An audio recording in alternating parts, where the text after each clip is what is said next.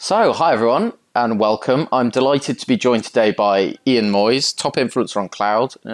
He's also, for his day job, EMEA Sales Director at Natterbox. We're going to have a little bit of a chat about how he got into this game, what's interesting to him, and maybe do a little bit of future gazing. So, first of all, welcome very much, Thank you, Ian. Thank you for joining me. And I wanted to kick off, maybe if you could just kind of, in your own words, give us a quick summary of, when people ask, "Who are you? What do you do?"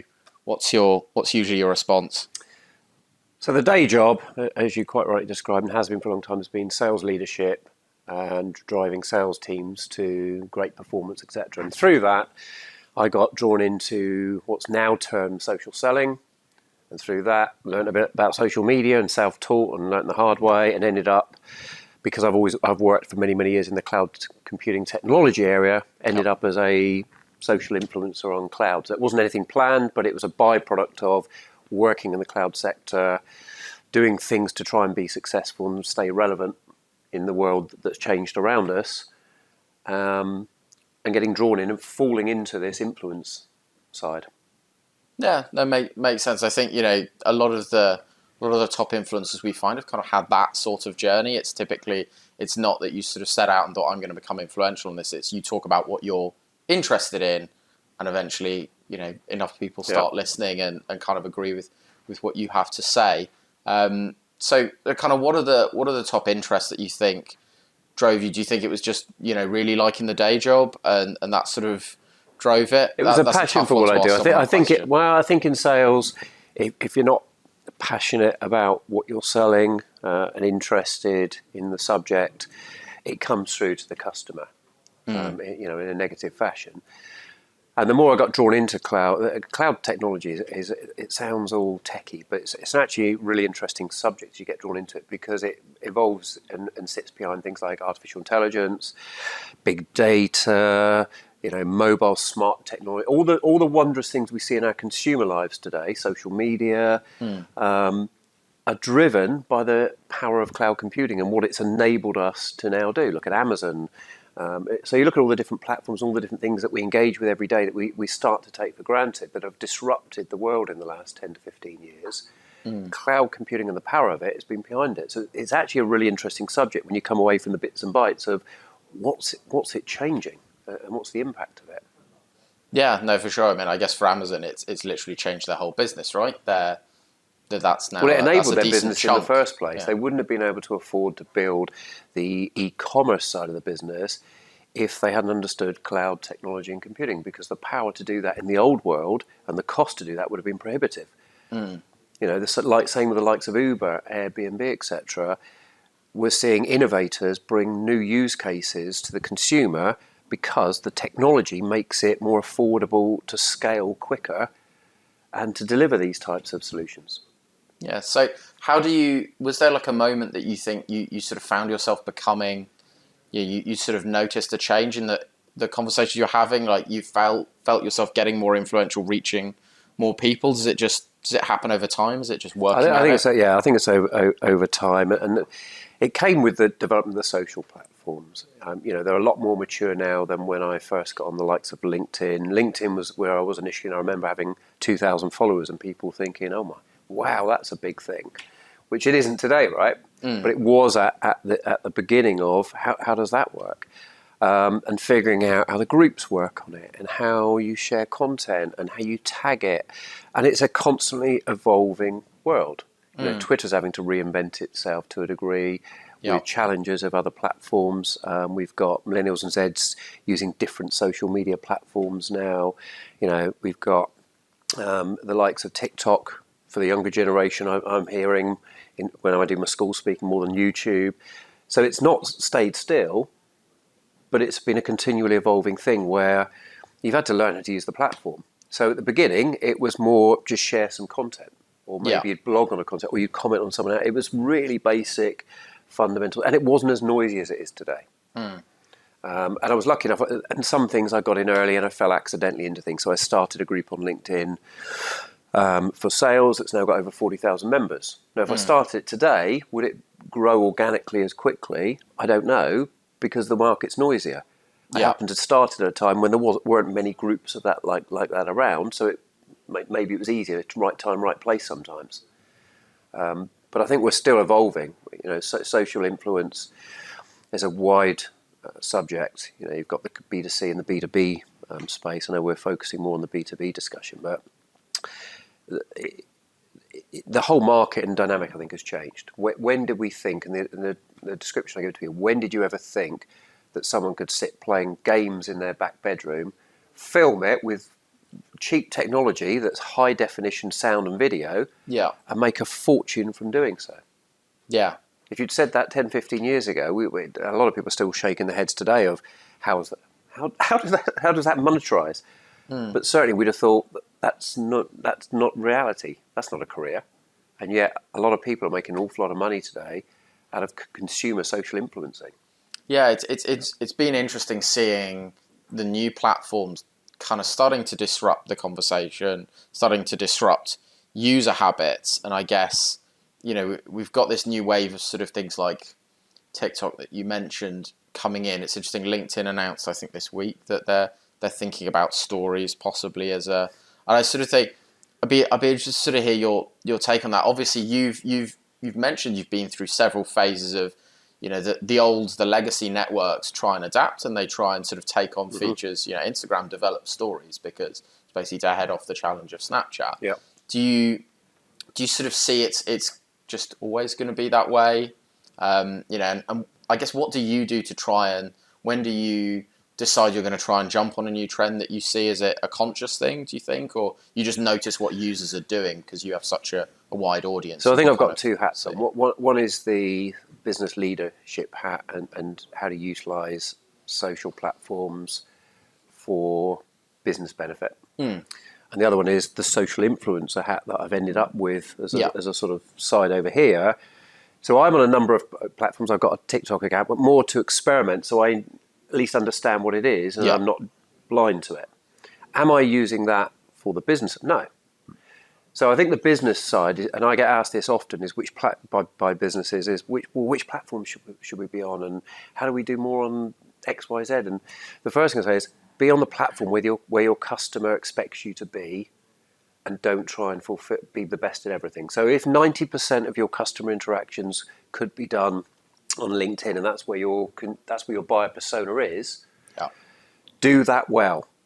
Don't spread yourself thin and go, well, we're a business, we better have a logo on our website. This cosmetic sort of insanity of, we've got every logo, we've got Instagram, and I've just literally this morning, funny enough, looked at a new theme restaurant opening in London, and they've only got two. Yeah, they've literally got Facebook and Instagram. I was surprised they didn't have Twitter, but they've made a choice, probably because, and I made the judgment of what they're posting is all very imagery of what this theme's going to be about, and it's quite grabbing. It's not text about it, it's look at this, and just the images are grabbing you, and they're a B2C. Yeah. So I think they've made that decision of that's where they get the interaction. Why would they be on LinkedIn? Yeah, and it's also what have you got the time and energy to do right? I think, and that's the key. Because you do you want to do 4 or 5 poorly, or do you want to do one really well? And I always advise people, if you go on a social platform as an individual or as a business, and you care about that, it's not just for a bit of fun or your local football team social group or something. People expect you to respond. Yeah. Customer experience is everything 2020 onwards. So if you're on a platform and you spread yourself on 6 and people interact with you on there, but you never interact back or you never respond, do they care that you're on that platform? If they post a comment, and I'll often complain to a company via the social platform that they seem to have presented to themselves and say, well, look, actually not happy about this. Yeah. Now, I'd expect them to respond really, really quickly and interact. By all means, take it offline. Let me DM you and let's deal with this. Great. Yeah. More often than not, you never get a response. You never get an interaction. Yeah, it's funny how many are probably still, it's not being manned quite right. And obviously it's complex a lot of the time. The technology you need in the background to sort of route all of that is not inconsiderable. I mean, something I've thought is quite interesting about TikTok is that they've clearly got an acquisition strategy that's based on making it easy to send their content to other platforms. So if you're scrolling through Twitter or Instagram, you can see someone's uploaded, they've just gone, we're going to make it super easy. there's our logo in the corner so that there's no mistaking where this came from. Do you, I think that's a really smart sort of multi-platform strategy. Do you find you're sort of having to behave increasingly differently on the different platforms? Do you think they're getting more similar? And kind of how do you manage that challenge of, maybe Twitter's a bit more conversational or there's a different tone? I think you need to behave differently. And I think you also need to understand, I often, a simple tip I give people when I see people using LinkedIn, for example, if that's the platform where their audience is, and they'll post a video. But what they'll do is that video will be on YouTube and they've just posted the link. That will be degraded in LinkedIn's algorithms massively. You need to post the organic video into their platform because they don't like it's on that particular platform at this point in time. LinkedIn does not like you drawing you out to another social platform. They're trying to think of as many ways to keep you there, right? They want the content native. So the video to the user renders the same. Yeah. But the fact you've done that means a lot fewer people are going to see it, and all the algorithms de-rank it. Yeah. Through that small thing. So absolutely you've got to behave different on the different platforms. It's not just in the conversation, but in how you post content, the type of content you post. And if you're doing it just for a bit of fun, it doesn't matter, right? It's just pictures of your family or whatever, your holiday. But if you're doing it with a goal to get reach for your business, whatever the audience, you've got to think about the type of content you're posting, the value to the audience, the platform you're posting it on, and the way that you post it, and the way you tag it, everything. It all has an impact. It isn't as simple as just throw it up there and hope, and they'll come, because they won't. Yeah, no, it's. I guess it's surprising, but also maybe not surprising that it's yet another thing that's come along in the last 10 years, and people are, I think, increasingly taking it seriously. But it's definitely it's an issue. I have lots of friends who work in marketing and things like that, or they work in other functions in startups, and you're trying to explain to them how much work it is actually to maintain a really professional looking and decent. Decent presence. And I would suggest to avoid how hard it is to avoid, as we saw in the web market when websites first came out, I'll build your website and I'll make it on page one and do all this clever stuff, right? There's an awful lot of social media experts who have appeared overnight who the expert is self-monikered. How much experience do they have in doing it? Yeah. Have they've learned a few things and they know a bit more than you do, so therefore you'll pay them a fortune to do some stuff, but is it going to drive the results you want? Yeah. So it's really easy to get drawn into some social media trend. There's LinkedIn masterclasses going on all over. And there's nothing wrong with that, but just be aware there isn't one you're just going to go along and now suddenly you're going to win on that platform. It's all become easy. There's no golden key to this. It's hard work, and it's really figuring out how to do things that everyone else isn't, that sit within the rules of the social platform.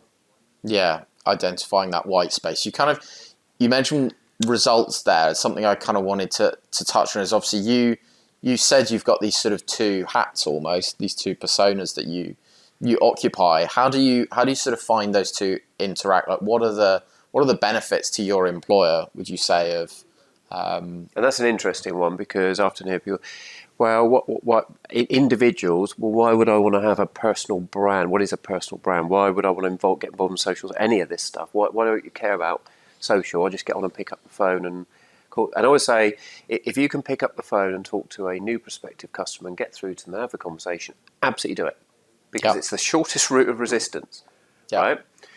But if you can't, what's your backup plan? Social is not immediacy, it is not quick, and it's been misunderstood, and social selling has been misunderstood. And I'm sure you get the same, where you'll get a LinkedIn connection invite from someone. It might be someone that seems credible, so you might accept it, actually. Yeah. And it will start with something like, we bump into people, I seen your content, I want to, there's reason to connect. Yeah. Great. And the next, it's then start your stopwatch. There ought to be a gadget you can push which times the time between that and accepting it, and their in-mail which goes, by the way, let me turn this into a sales pitch, and here's my sales pitch that previously I sent you an email, but I'm now doing it on here because this is now social selling because I've just moved the content from here to here. That is not social selling. Right? Sometimes they wait a day. I like those guys. And then you'll get another one. Now the new trick is you'll get another one saying, just want to check you didn't miss my last message, and here's another one. And there's another one from and there's this vicious loop going on. So there's an art to this. It isn't just about using the technology. Does not fix your business problem or your social selling problem. So to bring it back to your question, is what benefit does a business get out of, cite me as an example, if you've got a social influencer in your business, in your sector, what does the business care? Well, we're here today, right? There's one example. Yeah. And you've mentioned our company name, so thank you for that, and that gives us a bit of profile. But I'll get invited to do roundtable events. I'll get invited to speak at events, and the invite is not coming to the company I work for. It's coming to, we saw you at another event, or we saw this you were doing, or we saw you on this particular list, or we've picked up your influencer in cloud. Could you write a blog for us? Could you do this? Now, it doesn't mean you can suddenly promote your company blatantly. Often I'll write a blog and it's about something in cloud or how something's changing in disruptive technology. Yeah. But Ian Moyse of Natterbox commented. Yeah. Or the press will reach out. So a byproduct is I get used as a spokesperson and get drawn into a lot of things and opportunities. So I've done one recently where nothing to do with Natterbox, but because of my profile, could you do this? Sat there, and there's other senior people from other businesses, prospective customers of ours, that I've now got interaction with. But they wouldn't have invited me along for Natterbox because it's, how does that work? That's not, we're asking you for your expertise on cloud and influence on it. But you get put in rooms and put in places with people who are very senior. And I don't go in and go, oh, great, we do Natterbox. It's a natural conversation. You have a coffee. And I may reach out to them later. Can we connect? Yeah. And would you like to meet? And I've just done this one. Would you like to meet for a coffee and let's catch up and have more of a chat than because so it's a gentle progression that feels natural because we had a bit of rapport, and I can ask that question now because I've met you. You've kind of earned the right because exactly. You've provided something valuable. Exactly. So it's on social, turning social into a real world connection. I always talk about this is what it's really about, and I've managed to do that on a lot of. In the sales arena with a lot of major book authors around the globe. And I didn't reach out to them and go, can we meet? Initially, it was just maybe liking some of their content, maybe resharing some of it, or posting some content, or posting something that's relevant to what they've spoken about and tagging them in. Yeah. Because the interactions start off really gentle. Might be we met at a coffee event and I just saw you say, oh, morning, yeah, okay, I hope you enjoy the day. You just slowly, I'll bump into you at lunch. How do you think of session 2? It's the same on social. It's gently nudging it forward to the point where you've had lots of interactions and you can't even remember what the first one was. And it's, oh, I'm coming to London, we should meet. And I've had that happen a dozen times.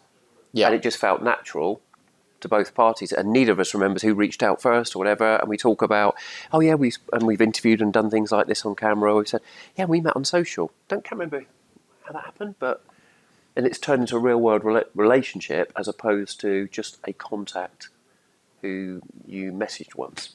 Yeah. So you've kind of talked there. That's obviously what you're supposed to do as an individual. Do you think there are things an organisation can do to try and support that? Because I was sort of, as you were describing that, I was kind of thinking this is all activity being carried out by a sales professional, but a lot of that's really it's marketing, and the outcomes are marketing outcomes, right? Increased awareness, more inbound leads. Those are things that a marketing organisation would be benchmarked on. So do you think there's an element of the sort of marketing and comms function supporting people? So I think in terms of producing insightful content to provide to your people, whether it be a survey or something that's of value, not product-based. But too often I've seen, here's some information to push out, and it's an 8-page white paper, and there's this 3 seconds of market stuff, and then it's all about us. We've launched a new doodad. No one cares. Yeah. No one cares, right? What people want is insight. I want to know what other people in businesses like us are doing. How are they solving problems I've got? What can I learn from it? I read stuff on social selling, and if someone posts something on the top 5 tips on personal branding, I'm going to have a look to see what am I missing? What can I learn from it? So it's about delivering insight and value to the audience. So that's where marketing can help. But my bugbear is where you get corporate marketing tries to control the social side of the individuals. No, you can't post anything. You can't do social selling. It's all got to... Social selling is not corporate produces something that says, reshare this, please. Yeah. That's social advocacy, and there's nothing wrong with that necessarily.